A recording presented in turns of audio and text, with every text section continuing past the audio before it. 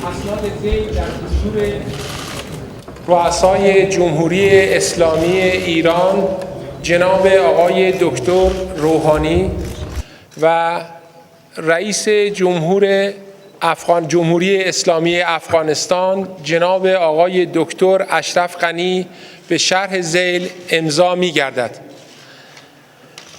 یادداشت تفاهم همکاری در بین وزارت خارجه های دو کشور جمهوری اسلامی ایران و جمهوری افغانستان جناب آقای دکتر ظریف وزیر محترم امور خارجه ایران، جناب آقای صلاح الدین ربانی وزیر محترم امور خارجه افغانستان.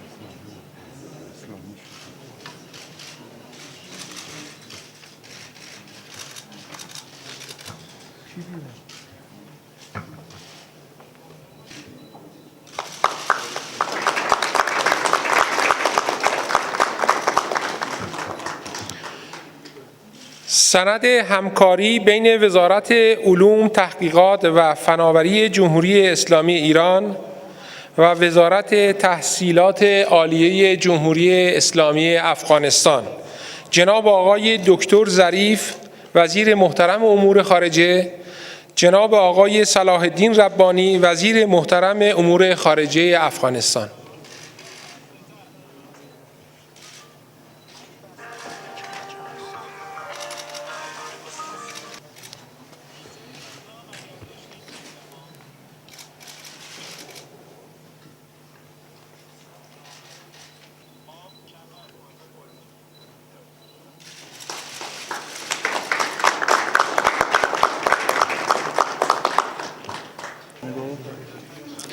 بسم الله الرحمن الرحیم.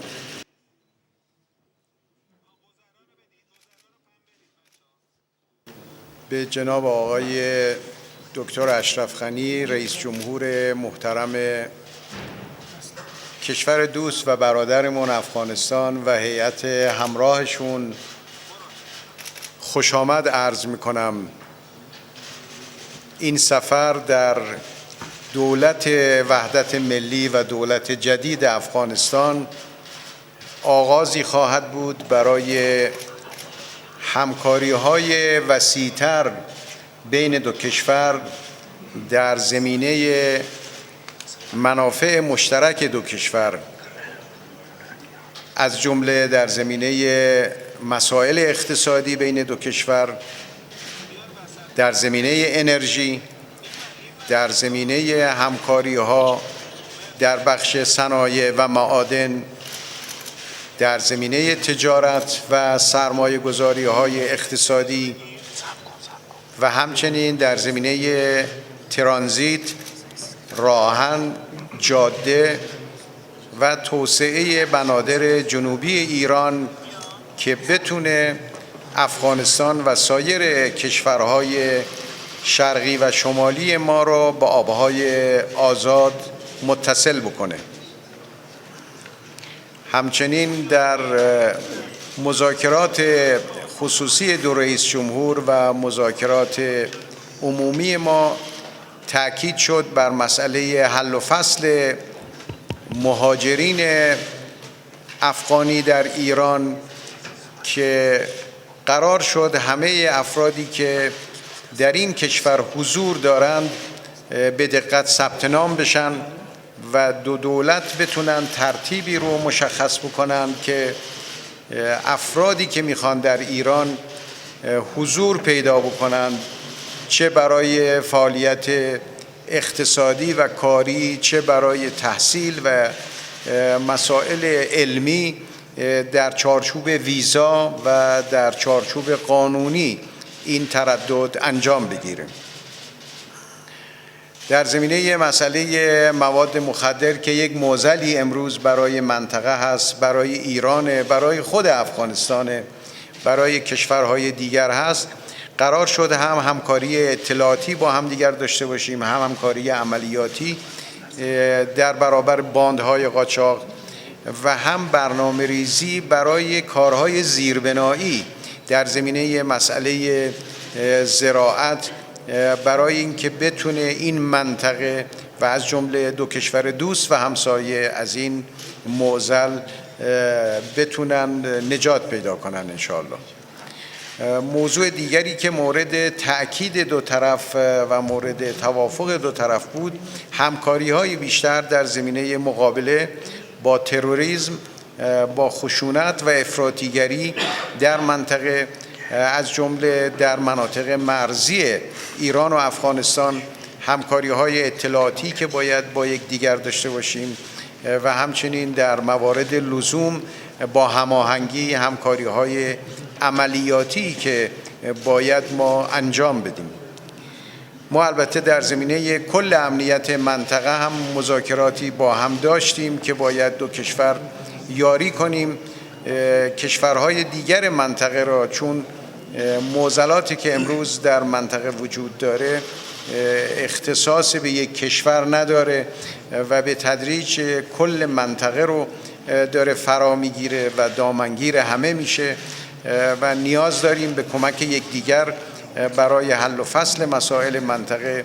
از جمله ما امیدواریم برخی از مسائلی که در منطقه به سمت جنگ و راه حل نظامی کشیده شده، همه کشورهای منطقه تلاش کنند راه حل صلح‌آمیز و راه حل سیاسی رو برگزینند و از جمله در یمن که مردم یمن بتونند صلح و آرامش رو ببینند، حملات نظامی به کشور یمن قطع بشه و مردم یمن بتونن خودشون پای میز مذاکره مسائلشون رو حل و فصل بکنن.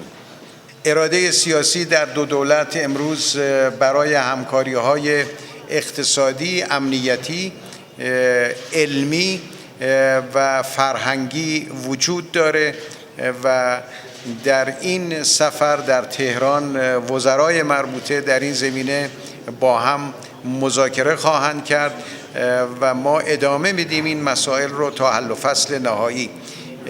برخی از مشکلاتی که ما داریم مربوط میشه به بحث محیط زیست.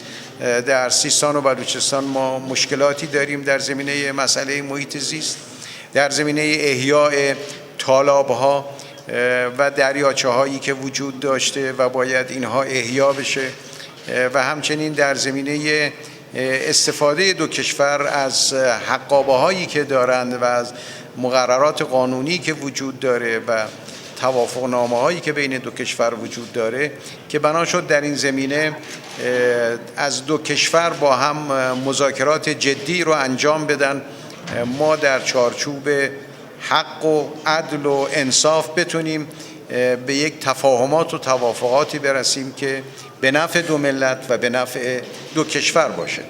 همچنین برخی از فعالیت‌های چند جانبه است که باید بین ایران و افغانستان و هندوستان، بین ایران و افغانستان و چین، بین ایران و افغانستان، تاجیکستان، بین ایران و افغانستان و ترکمنستان و همچنین بین ایران و افغانستان و کل کشورهای ساحلی دریای خزر و منطقه قفقاز و آسیای میانه باید انجام بگیره که کلیت این مسائل مطرح شد و انشاءالله در هر زمینه‌ای با تماس‌های سه جانبه یا چهار جانبه یا چند جانبه ما مسائل رو دنبال می‌کنیم که انشاءالله آثار اون به نفع دو ملت و به نفع کل منطقه خواهد بود. بسم الله الرحمن الرحیم.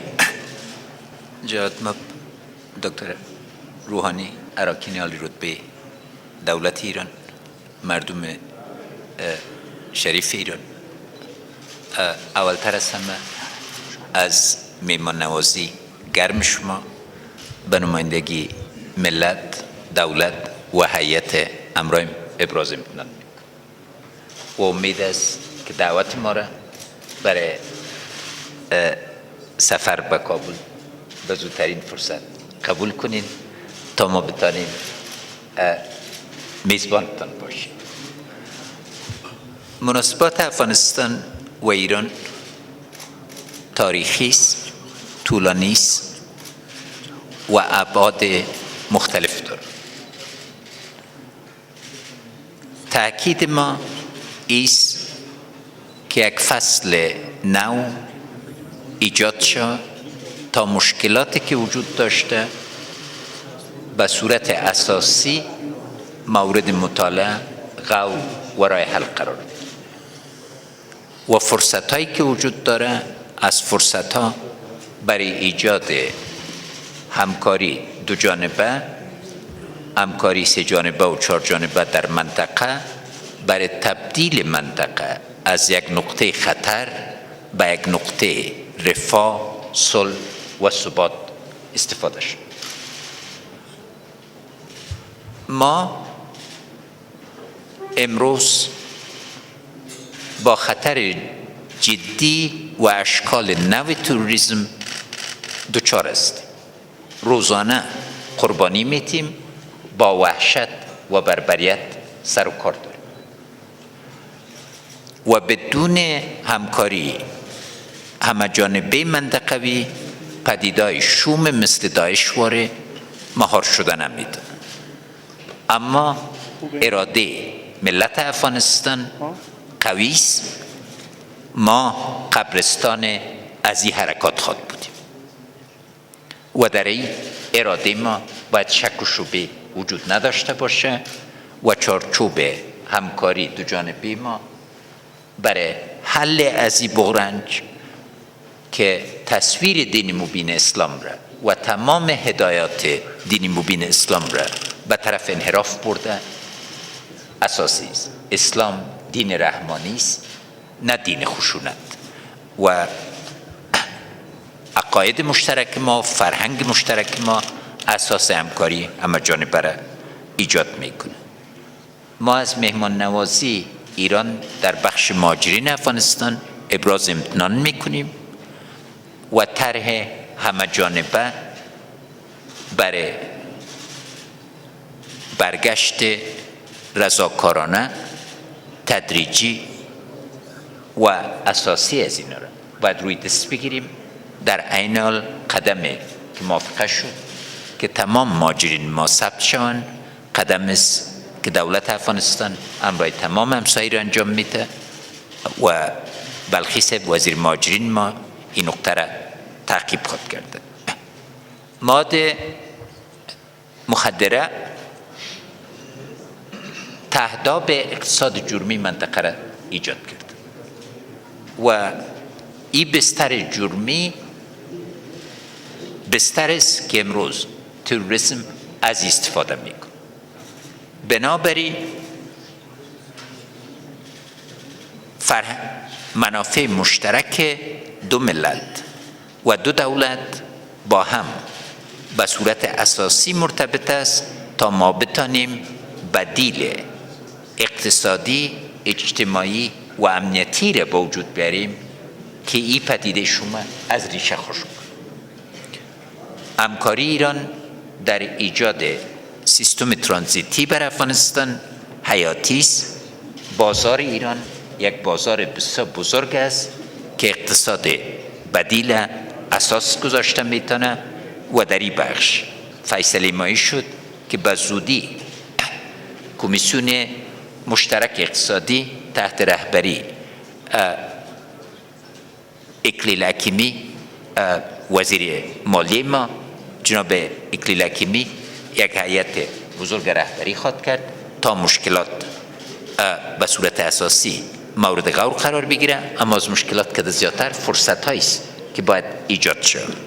در بخش امنیتی ما به نتیجه رسیدیم که یک مکانیزم خاص همکاری امنیتی از طرف ما جناب حنیف اتمر مشاور امنیت ملی ما از جناب ایران جناب رحمانی صاحب به زودی ممکنه کار عملی را شروع کنن تا خطرات از یک طرف و فرصت‌های همکاری منطقوی از طرف دیگر مورد غور قرار بگیره. محیط زیست در تغییر است و هر درجه تغییر حرارت هوا زندگی هم ما را تغییر میده. ما جهتی که خدمتتان زودتر نتانستم رسیده از جهت ازی بود که در ماه هود ما با برف مدهش دوچار شدیم و استان پنجشیر ما ولایت میگیم 196 نفر شهید داد و به یک کفن سفید مبدل شد. تغییرات محیط زیست نوع همکاری وسیع منطقه‌ای را میکنه و ایجاب پذیر میکنه که ما مطالعات دقیق انجام بدیم تا در چارچوب از او مذاکرات به اساس مطالعات صورت گرفته بتونه و یک دیدگاه واضح برای حل مشکلات به وجود بیاید. فرصت ها ما در حالت استیم که توجه ژورنالیسم مخصوصا ژورنالیست های منطقه و دنیا سر خطرات است. تأکید ما باید سر فرصت ها باشه. افغانستان انشالله تعالی به یک منطقه محور ترانزیت و مرکز تجارت انرژی مبدل خواهد شد. معادن ما در دنیا بی‌نظیر است. آب و زمین ما به نهایت مفید است و از همه کده مهمتر ما یک مردم داریم که اراده کامل بر ثبات، رفاه و همکاری منطقوی دارند. ما بازم میخوام از جناب شما و از پذیراییتان ابراز امتنان کنم. کار ما ایست که اراده سیاسی را به اقدامات عملی، زمانی و مکانی مبدل بسازیم تا فضای اعتماد سازی بر از که از طرح به عمل برویم روز به روز زیادتر شود و ایجاب پذیر میکنه که مسائل عمده طبقه بندی شود و در چارچوب محدودهای زمانی به صورت تدریجی اما اساسی مورد توجه و حل قرار بگیره و امید است چیزی را که ما بر جانشینای خود اما به حیث دو دولت دوامدار منطقه 5000 سال هر کدام ما زیادتر هم ارتباط داشتیم هم دوام داشتیم بگذاریم یک تهداب محکم و دوامدار و پایدار همکاری باشه. تشکر. یه سوال مشترک داشتم و اون اینی که همکاری‌های ایران و افغانستان در خصوص مبارزه با تروریست در منطقه و همچنین مبارزه با قاچاق مواد مخدر چگونه خواهد بود، به خصوص اینکه ما دیروز شاهد یک حمله تروریستی بودیم در افغانستان که منجر به کشته و زخمی شدن بیش از 140 نفر از مردم افغانستان شده. یکی از مباحثی که ما هم در جلسه خصوصی اون رو دنبال کردیم و هم در جلسه عمومی بحث امنیت و بحث مبارزه با مواد مخدر بود. مشکل مواد مخدر این است که تولید اون سال به سال افزایش پیدا کرده در سالهای اخیر. ما همه باید تلاش کنیم در قدم اول این رو کنترل بکنیم، مهار بکنیم، کاهش بدیم و بعد کلاً مسئله مواد مخدر در منطقه به حل و فصل نهایی برسیم. برای این کار دو نوع اقدام نیازه. یک نوع اقدام اطلاعاتی امنیتی هست که از لحاظ اطلاعاتی دو کشور با هم در تماس نزدیکتر باشن. از لحاظ اقدامات امنیتی دو کشور بتونن هماهنگی‌های لازم برای عملیات داشته باشن یا در برخی از موارد حتی عملیات مشترک داشته باشن. این یه بخش کاره. بخش دیگر این که ما بتونیم با مسئله مواد مخدر و تولید اون به طور ریشه‌ای باش مقابله بکنیم و اون کشت جایگزین هست که در افغانستان باید انجام بگیره. در این زمینه وزارت جهاد کشاورزی ما هر کمکی لازم باشه انجام خواهد داد. در افغانستان هم زمین آماده است برای کشت و هم آب به اندازه کافی وجود داره و هم مردم افغانستان مردم سخت‌کوشی در طول تاریخ بودند و هستند. بنابراین همه زمینه‌ها وجود داره برای یک کشت پربرکت برای مردم افغانستان، برای مردم منطقه و ما هم انشاءالله مسیر ترانزیت اون رو آماده می‌کنیم با همکاری دو کشور تا محصولات افغانستان و همچنین محصولات معدنی افغانستان بتونه به کشورهای هدف صادر بشه و در این زمینه یک اقدامات وسیع در واقع، ولو اینکه این اقدامات بلند مدت است و سریع جواب نمیده، اما قدم به قدم ان شاءالله پیش خواهیم رفت. تشکر میکنم. ذبیح الله ظاهر هستم، خبرنگار تلویزیون شمشاد. من دو پرسش دارم. یکی هم از آقای روحانی که دولت شما تازه خواستار عملیات مشترک علیه دولت اسلامی در افغانستان و پاکستان شده است. اگر حکومت افغانستان با شما موافقه کرد، شما این عملیات شما با کدام راهکارها و رویکردها انجام خواهد شد و روی این موضوع امروز صحبت کردین همراه رئیس جمهورمان. یک مسئله و از جناب رئیس تانم پختنه داده که روی فارسی بگویم چه طول پوشی روی حوزه آبی هریرود اختلافات میان ایران و افغانستان وجود دارد. آیا این مسئله روی بحث گرفته شد، حل شد یا نه؟ دریاها ما 5 حوزه عمده دریایی داریم. تنها یک دریای ما که دریای هلمند است به اساس یک مائده تنظیم شده، حقوق و وجایب همه و ایران و افغانستان در ایجاد شده. بحث هریرود مطالعات موافقه مصر عزیز که مطالعات انجام شد و در روشنایی مطالعات مذاکرات انجام بگیره که راه حل اساسی برای از این موضوع ایجاد شد. تغییر محیط زیست که قبلا ذکر کردم یک موضوع حیاتی بر منطقه و دنیاست و ایجاب چارچوب همکاری به مراتب بزرگتر از هریرود میخواد و ضرور است تا ما مسئله محیط زیست محدود نسازیم. معنی از این نیست که ما هریرود نمیخوایم مورد توجه قرار بدیم.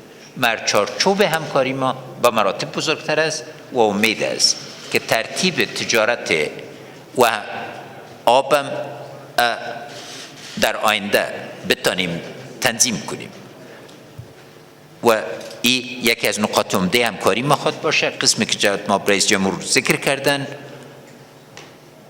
ایجاد بازار بر پیداوار افغانستان، سرمایه گذاری سر یک زراعت عصری و مدرن که با بازار جهانی ارتباط داشته باشه، مسئله است که مکانیزم راه حل ریشه ایره برای ریشه کن کردن مواد مخدر ایجاد میکنه و در این بخش همکاری ما اساسی است.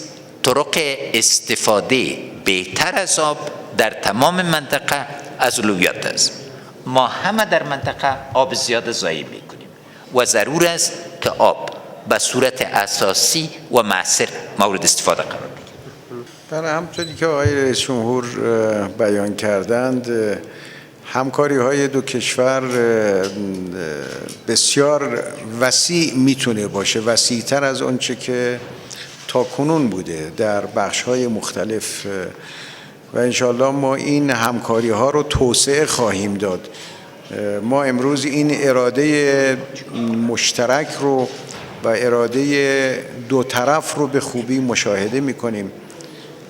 در مسئله آب یه بخشی است همطوری که بیان شد، در بخش هیرمند خب ما توافقنامه داریم، چارچوبی هست، مشخص هست، باید اون رو اجرا بکنیم و عمل بکنیم و برای بحث محیط زیست و حقابه هایی که به هر حال وجود داره برای تالاب ها و دریاچه ها، باید دو طرف بنشینن و در یک چارچوب تفاهم و توافق جدیدی بتونیم ما بقیه مسائل محیط زیستی رو حل و فصل بکنیم. در برخی از رودخونه ها ما یک توافق مکتوب نداریم، به هر حال اونچه که بوده عرف بوده و حقابه‌ای بوده که وجود داشته.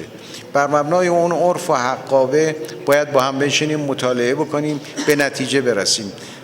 من فکر نمی کنم دو ملت بزرگ ایران و افغانستان و دو دولت بزرگ در این منطقه نتونند مسائل خودشون رو حل و فصل بکنن و هریرود بتونه مانعی باشه برای توسعه روابط ما. انشالله هم ما دو کشور و هم با ترکمنستان، 3 کشور که در این رودخونه همه ما داریم استفاده میکنیم، به یه چارچوبی خواهیم رسید که اون چارچوب نفع همه منطقه و ملت ها رو تامین بکنه انشاءالله. متشکرم. در آخر اگه اجازه بدین من میخوام شما و ظریف جوادماب دکتر ظریف تبریکی بتون که مذاکرات جنیوا من فکر میکنم در تاریخ دیپلماسی یک فصل درخشان خواهد بود و با امید موفقیت از این تبریکی میتون. خیلی متشکرم هستم. خیلی ممنون.